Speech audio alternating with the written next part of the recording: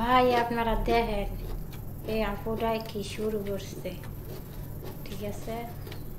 এই আপুরাই কাঁচা কচুর শাক আজকে তেঁতুল দিয়া এমনিতে চাবায়া খাই লেগেছে। বিলেত থেকে এগুলো হয়েছে বাংলাদেশ তুলে আনছি কচু শাক। বাংলাদেশে এখন চাইনার মতো আমার দীর্ঘদিন কাঁচা কচুই চাবায়া খায়, শরীর খারাপ ছিল, ঠিক আছে? তো এই জন্য ডাক্তার বলছে কচু শাক কলমি শাক এগুলো খাওয়ার জন্য।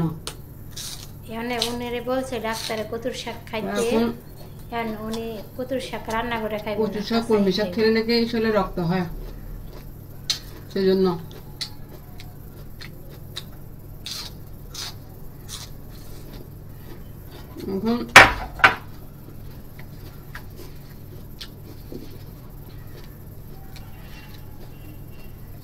এখন কথা হচ্ছে যে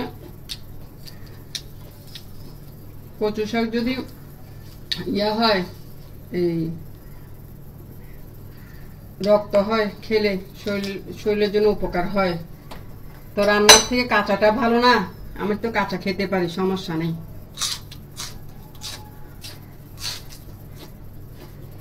এগুলো হচ্ছে তেঁতুল আর মরিচের গুঁড়ো। কথা হচ্ছে